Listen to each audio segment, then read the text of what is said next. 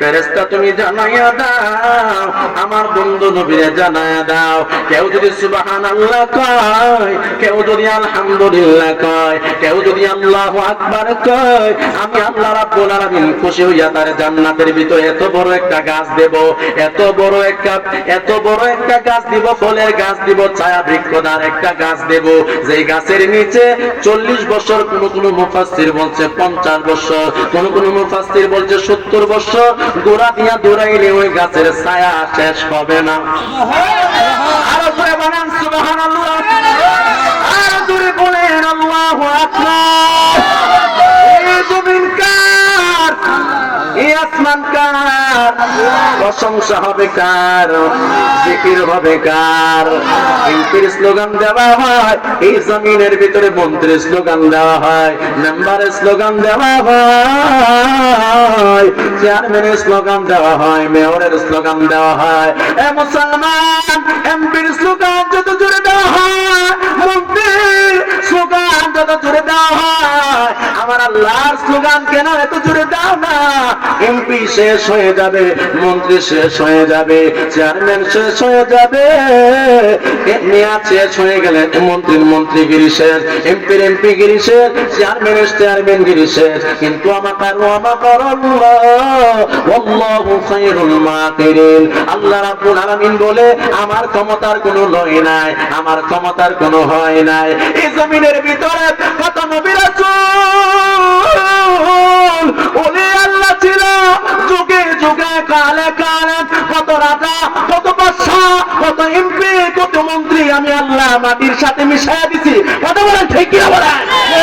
তোমরা থাকবো না, চলে যাওয়া লাগবে। এই জমিন টাকার জায়গা না, এই জমিন টাকার জায়গা না, এই জমিন টাকার জায়গা না, এই জমিনে কেউ থাকতে পারে না। চলে যাওয়া লাগে বাবা, চলে যাওয়া লাগে। কত রক্ত গরমওয়ালা মানুষ দেখলাম নাই, কত ক্ষমতাওয়ালা লোক দেখলাম 5 আগস্টের পরে নাই, কত পাওয়ারওয়ালা লোক দেখলাম নাই। আল্লাহ রাব্বুল আলামিন বলে একমাত্র ক্ষমতা দেখাইবো আমি আল্লাহ, একমাত্র পাওয়ার দেখাবো আমি আল্লাহ। আমি মরণ নাই, আমার কোনো কিছু নাই, আমার ছেলে নাই, মেয়ে নাই, স্ত্রী নাই, আমি আল্লাহ এমন আল্লাহ। আমি আল্লাহ ছিলাম, আমি আল্লাহ আছি, আমি আল্লাহ থাকবো। তুমি ছিলা না, তুমি আছো, তুমি থাকবা না। তোমার পাওয়ার দেখাইবার কোনো টাইম নাই, ক্ষমতা দেখাইবার টাইম নাই।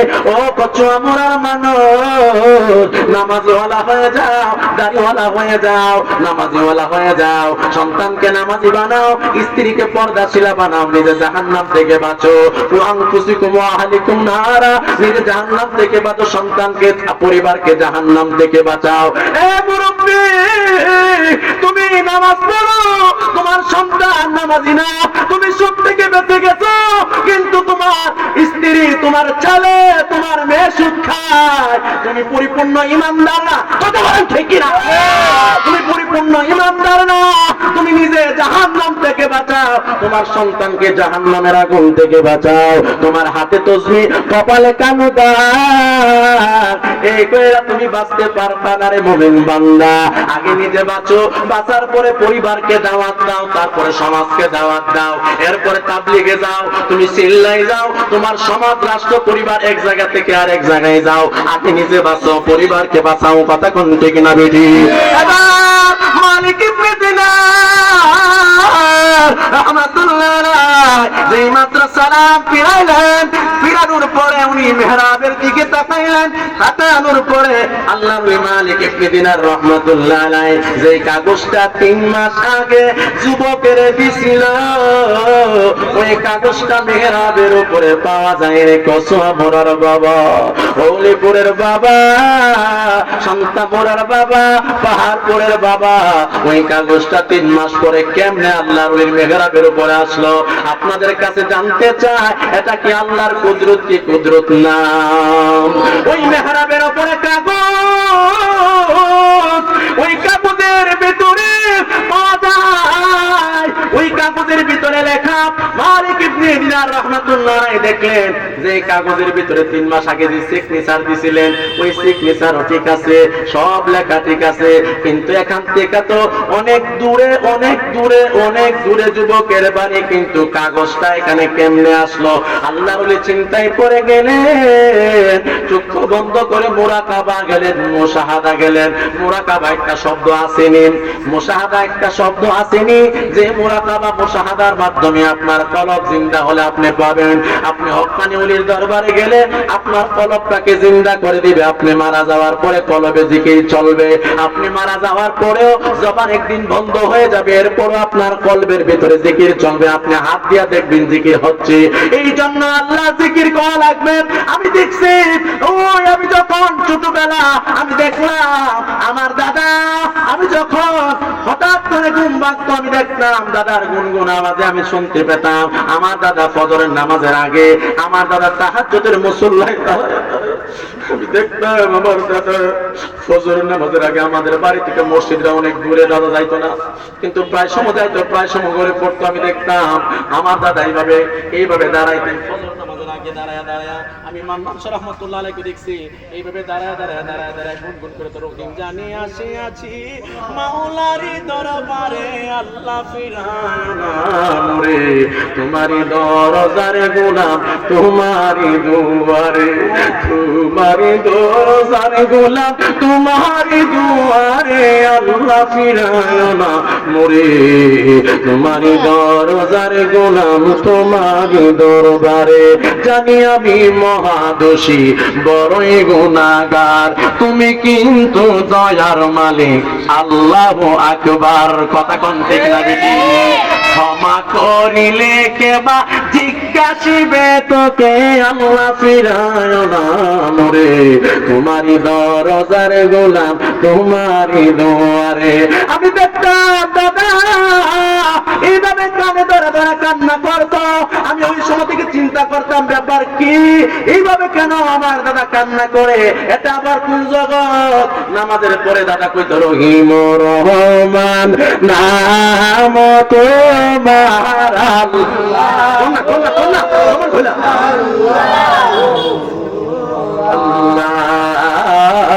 জলিল জাব্বার নাম তোমার আল্লাহ।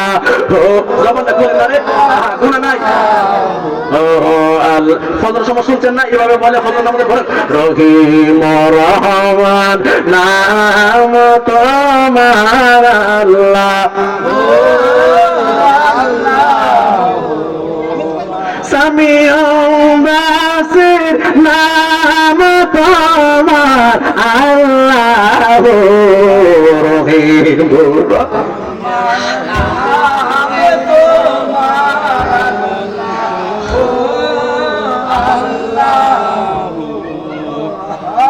আমি জানি আমি থাকতাম না, আমি জানি জমিন আমি থাকবো না। আমার পরে কত বক্তা, কত ইমাম, কত চাকরিজীবী আসবে, আমার চেয়ার আমার থাকবে না। এই চেয়ারে ইমামতির জায়গায়, এই জায়গায় কত মানুষ আসবে, এই বাজারে কত মানুষ আসবে, এই দোকানে কত মানুষ আসবে, আমার জায়গা এটা না। আমি চলে যাওয়া লাগবে, আমার একটা আসল ঘর আছে। আওয়াজ দিয়ে বলো ওই ঘরের নাম কি? বিল্ডিং না কবর?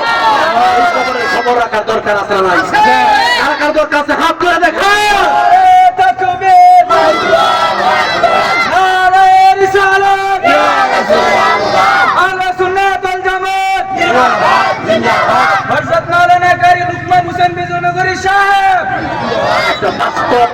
বাস্তব করোনা বলে আমার সাথে আমি যখন দেখি দাদা এইভাবে পড়ে, কিন্তু আমাকে জেনারেল লেভেলে ভর্তি করছে, আমরা স্কুলে ভর্তি করছে। আমি মেট্রিক পাস করছি, ইন্টার পাস করছি, কমার্স নিয়ে আমি ডিগ্রি 3rd ইয়ার পর্যন্ত পড়ছি।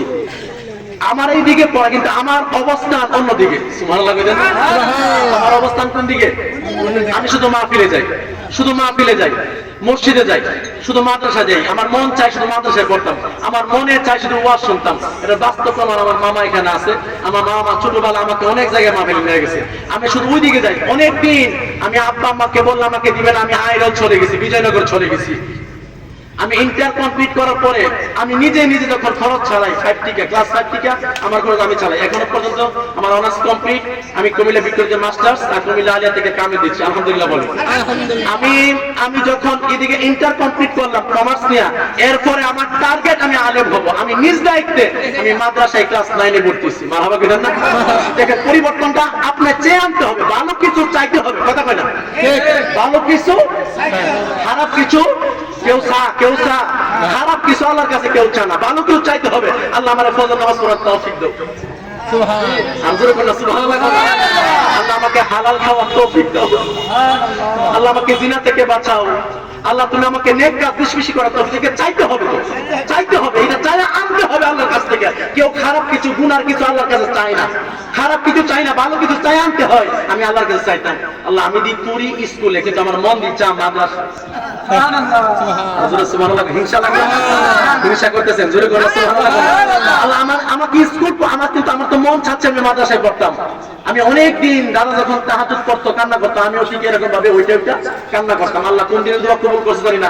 পরে মাদ্রাসায় আদমপুর ফাজিল ডিগ্রি মাদ্রাসায় 9 পড়তে হয়েছি। আমার বাড়ি কিন্তু বিটি দাওয়াতপুর, আমাকে অনেকে চিনবেন।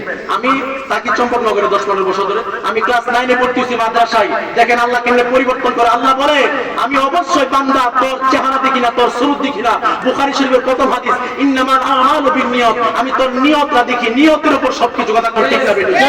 আমি যখন ক্লাস 9 ভর্তি হইলাম, আমি আবার বাংলাতে মেট্রিক পাস করলাম, আবার মাদ্রাসা থেকে আবার মেট্রিক পাস করলাম, বাংলাতে আইএ পাস করলাম, মাদ্রাসা থেকে আবার আইএ পাস করলাম। এদিকে আইএ পাস করার পরে অনার্সের চান্স পাইলাম গভর্নমেন্ট সরকারি ইসলামিক ডিপার্টমেন্টে অনার্স কমপ্লিট করলাম। এদিকে আবার মাদ্রাসা থেকে ফাজিল কমপ্লিট করলাম। মারহাবা কইলেন না? সবচেয়ে মূল কথা হচ্ছে আপনার মনে চাইতে হবে যে যত বড় শীত হোক, যত বড় কষ্ট হোক, কান্না পানি দিয়ে ওযু করে আজকে আমি ফজরের নামাজ জামাতে পড়বই। শয়তান চললো আমার চ্যালেঞ্জ, চ্যালেঞ্জ করতে হবে, নতুবা ঈমান নিয়ে কবরে যাওয়া সম্ভব না। চ্যালেঞ্জ করতে হবে আমি আমার বিবিকে কষ্ট দিয়ে হলেও আমি দাড়ি লম্বা করব, আমি আমার পরিবারকে কষ্ট দিয়ে হলেও দাড়ি লম্বা করব।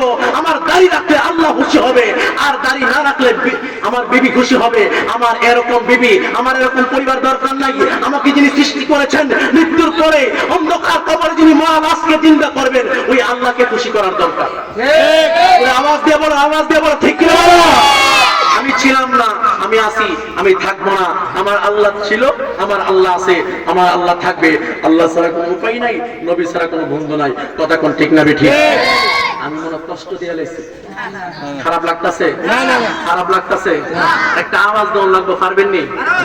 মহব্বতে ইমানি, আপনার ইমান থেকে মন থেকে আওয়াজ দিয়ে বলেন আসল বাড়ি কি বিল্ডিং না কবর? আরো জোরে কোন বিল্ডিং না কবর? মহব্বতে আওয়াজ দিয়ে কোন কবরের খবর আছে? 2% লোকের আছে, আর বাকি 98% মানুষের আছে, আছে নাই না, আবার কেউ নাই। কথা কোন ঠিক না বেঠিক? বলে আপনার আছে, কেমনে আছে? আপনি মন থেকে বুকে হাত দিয়ে বলেন তো আজকে ফজরের নামাজ পড়ছেন নি? বুকে হাত দিয়ে বলেন তো এশার নামাজ পড়ছেন নি? বুকে হাত দিয়ে বলেন তো আপনি হারাম খাচ্ছেন কিনা? আপনার পরিবার, আপনি যদিও বলেন আপনার ছেলে নামাজ পড়ে কিনা, মেয়ে নামাজ পড়ে কিনা, স্ত্রী নামাজ পড়ে কিনা, আপনি জানেন না। কথা কোন ঠিক না বেঠিক? একটা কথা মনে রাখবেন, বর্তমান যুগটা বড় কঠিন যুগ, বর্তমান যুগটা বড় কঠিন যুগ। ঈমান নিয়ে যাওয়া কত কঠিন। একটা জ্বলন্ত আগুনের টুকরা হাতে রাখা যত না সহজ, ঈমান রাখা তার চেয়েও কোটি গুণ কষ্ট।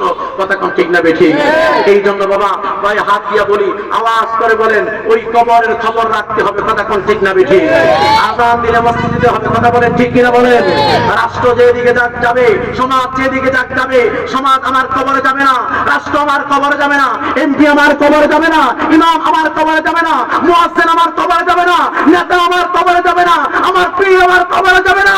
আমার কবরে আমি যাওয়া লাগবে, আমাকে দৌত করা হবে, সাদা মার্কিন করানো হবে, আমাকে এমন একটা কবরে রাখা হবে যেই কবরে জানে মাটি, বামে মাটি, সামনে মাটি, পিছনে মাটি, উপরে মাটি, নিচে মাটি। এই মুসলমান আওয়াজ করে বলো, ওই কবরটা তো তোমার আসল ঘর, ওই কবরটা তো তোমার আসল বিছানা। তুমি যত সুন্দর করে ঘরটা সাজাইলা, তুমি এত সুন্দর করে বিছানা সাজাইলা, শিমুলতুরার বালিশ দিয়া ঘুমাও, উপরে পাখা, নিচে জাজিম, এত আরামের বিছানা। তুমি কবরটার জন্য কি সাজাইলা? তুমি কি 29টা রোজা রেখেছো? 30টা রোজা রেখেছো? 29টা তারাবি তুমি পড়েছো? তুমি কি সাহরি খেয়েছো? তুমি কি হালাল খাচ্ছো? তোমার হাত দিয়ে কি কেউ কষ্ট পাচ্ছে? তোমার পাও দিয়ে কি কোনো নাফরমানি কাজ করতেছো কিনা? প্রত্যেকটা ওয়াক্ত, প্রত্যেকটা সেকেন্ড আল্লাহর দরবারে জবাবদিহিতা করতে হবে। হাত তুলে বলেন ঠিক না বেঠিক? এতে করে সন্দেহ আছে? আওয়াজ দিয়ে এখন সন্দেহ আছে? সন্দেহ আছে? মালিক ইবনে দিনার মনে আছে? কথা বলে মনে আছে?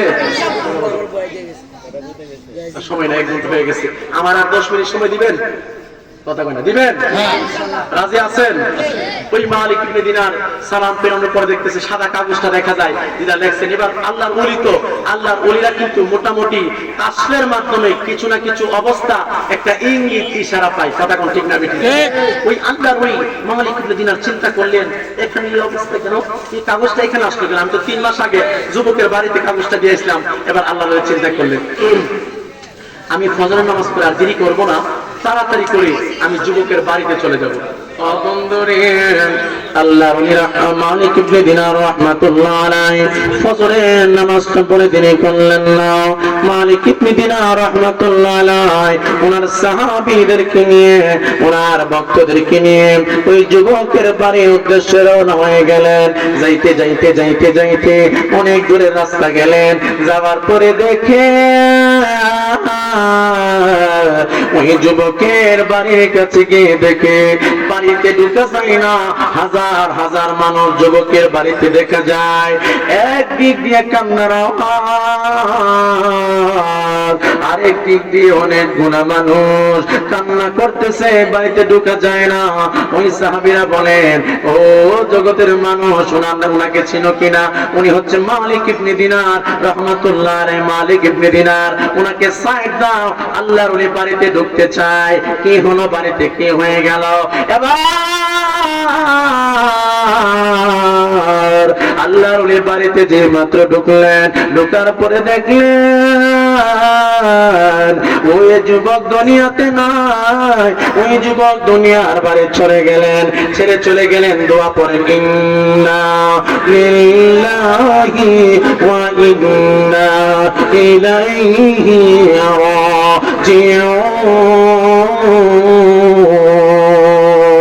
যুবক বিদায় হয়ে চলে গেলেন। হাজার হাজার মানুষ এবার যুবকের লাশটা ধুইরা ওই গোসল করানোর জন্য নিয়ে গেলেন। চারদিকে পর্দা টাঙাইয়া দিলেন। পর্দা টাঙাইয়া ওই যুবককে পর্দার ভেতরে নিলেন। সাজিয়ে গুছিয়ে দে মরে সজনী তরা, সাজিয়ে গুছিয়ে দে মরে। এত বাড়ি এত গাড়ি আমি কি সহিতে পারি? 3.5 হাত কবর করে দে সজনী তোরা, সাজিয়ে গুছিয়ে দে মরে। বড়ই পাতার গরম জলে, ঠিক না, টাঙায়া মশারির তলে।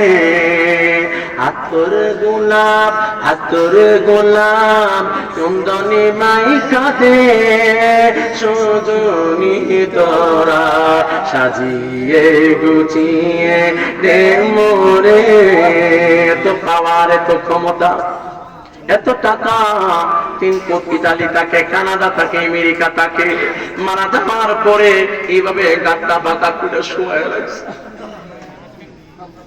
কোন কথা নাই। এত ক্ষমতার মালিক, এত টাকার মালিক। ওই রমজান, ওই জামালপুরের নাম ছিল কি, নামটা খেয়াল নাই ওনার নামটা।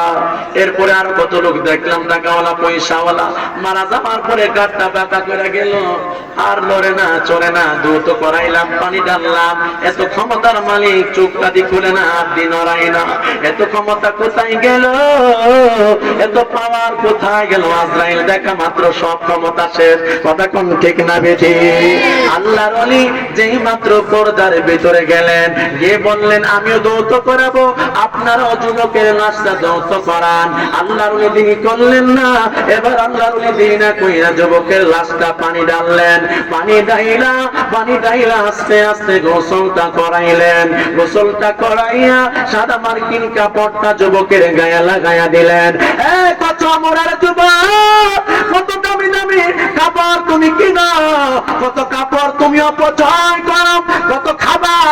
অপচয় করো, গিয়ে দেখো ফ্রিজ